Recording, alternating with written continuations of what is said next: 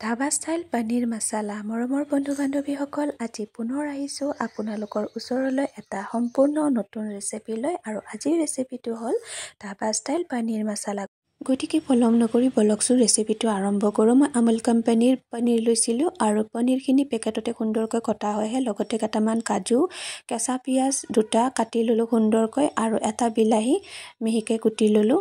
আৰু এখন কেৰাহী গেছত বহাই দি তাতে অলপমান ৰিফাইন অইল গৰম হ'বলৈ দি মিহিকৈ কুটা পিঁয়াজখিনি অলপ অলপকৈ দি মই এইখিনি অলপমান ভাজি ল'ম। আৰু মনত ৰাখিব, গেছৰ ফ্লেমটো মধ্যমীয়া হ'ব লাগিব, নহ'লে পিঁয়াজখিনি পুৰি গ'লে গোটেই ৰেচিপিটো নষ্ট হৈ যাব।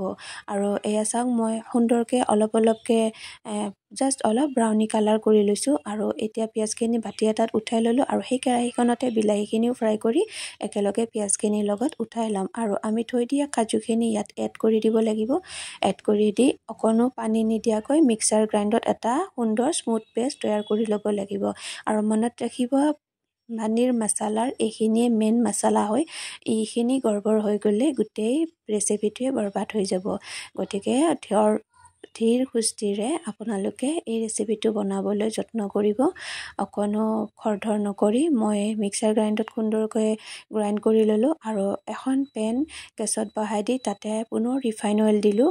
আৰু এতিয়া আপোনালোকে চাব পাৰে, মিক্সাৰ গ্ৰাইণ্ডত এয়া পেষ্টখিনি সুন্দৰ স্মুথ হৈ গ'ল। আৰু তেল গৰম হ'বলৈ দি তাতে কেইটামান জিৰা দি দিলোঁ। আৰু জিৰাকেইটা যেতিয়া অলপ অলপ ফুটি আহিলে তাতে মই পেষ্টখিনি দি দিম। আৰু পেষ্টখিনি দি অলপ অলপকৈ লাহে লাহে লৰাই থাকিব। আৰু দেখিব সুন্দৰকৈ তেলখিনিৰ লগত পেষ্টখিনি অবজাৰ্ভ হৈ গৈছে।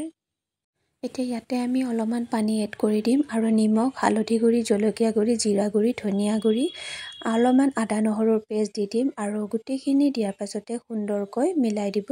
আৰু মনত ৰাখিব, আদা নহৰুৰ পেষ্টটো আপোনালোকে আগতীয়াকৈ মিক্সিত সুন্দৰকৈ পিচি থ'ব পাৰে। মই তেনেকৈয়ে কৰোঁ, আৰু সংৰক্ষণ কৰিবও সুবিধা হয়। অলপমান ভিনেগাৰ দি বহুত দিনলৈ সাঁচি থ'ব পাৰি। আৰু এয়া দেখিছে সুন্দৰকৈ আমাৰ মছলাখিনি প্ৰায় ৰেডি হৈ আহিছে। এতিয়া ইয়াত আমি পনীৰখিনি এড কৰি দিম। পনীৰখিনি দি খৰধৰকৈ লৰাই নিদিব, নহ'লে পনীৰৰ টুকুৰাবোৰ বহুত ছফ্ট থাকে, ভাঙি যাব পাৰে। লাহে লাহে লৰাই দিব। আৰু লাহে লাহে লৰাই দিয়াৰ পাছত যেতিয়া মছলাখিনিৰ লগত পনীৰখিনি ভালদৰে মিহলি হৈ যাব, ইয়াত আপোনালোকে কেৱল পনীৰখিনি ডুব যোৱালৈকে অলপমান পানী দিব, বেছি পানী নিদিব, নহ'লে গোটেই ৰেচিপিটো নষ্ট হ'ব। আৰু মই জাষ্ট অলপ পানী দিছোঁ যাতে পনীৰখিনি অলপ অলপ ডুব যায়। আৰু সুন্দৰকৈ আমাৰ পনীৰখিনি ৰেডি হৈ গৈছে।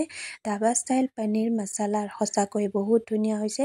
আৰু একেবাৰে শেষত ইয়াত এটা বস্তু এড কৰিব লাগিব। এইটো কি চিনি পাইছেনে? এয়া হ'ল কচুৰি মেথি। আৰু মই সুন্দৰকৈ এতিয়া ঢাকনখন গুচাই ল'লোঁ, যিহেতু উতলি আহিছে। একেবাৰে শেষত মই হাতেৰে মোহাৰি কচুৰি মেথিখিনি ইয়াত এড কৰি দিম। আৰু আমাৰ ঘৰত কোনো ৰেষ্টুৰেণ্টত নগৈ ঘৰতে আমি বনালোঁ ধাবা ষ্টাইল পনীৰ মছালা। আৰু আপোনালোকেও ট্ৰাই কৰি চাব, বহুত ধুনীয়া হৈছিল, টেষ্টিও হৈছিল খাবলৈ। ঘৰত বনোৱা খাদ্য বনাই খালে এটা আনন্দই বেলেগ, নহয় জানো? গতিকে ৰেষ্টুৰেণ্টত গৈ খোৱা আৰু ঘৰত খোৱাৰ জুতিটো বেলেগ। আৰু আপোনালোকে চাব, ৰেষ্টুৰেণ্টত আজিনামাটাৰ ইউজ কৰে, কিন্তু আমি ঘৰত সেইবোৰ ইউজ কৰা নাই। নকৰাকৈ আমি সুন্দৰ ধাবা ষ্টাইল পনীৰ মছালা ৰেডি কৰি ল'লোঁ।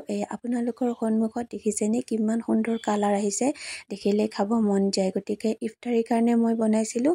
আপোনালোকেও ট্ৰাই কৰি চাব। যদি মোৰ ৰেচিপিটো চাই ভাল পাইছে তেন্তে লাইক, কমেণ্ট আৰু শ্বেয়াৰ কৰিব। তেতিয়াহে মই আপোনালোকৰ সন্মুখত পুনৰ নতুন নতুন ৰেচিপি লৈ আহিব পাৰিম। মোক ছাপোৰ্ট কৰিব, মই আগুৱাই যাম। আৰু লগতে আপোনালোক সকলোৰে কাৰণে নতুন নতুন ৰেচিপি লৈ আহিম। আজিলৈ ইমানেই, ধন্যবাদ।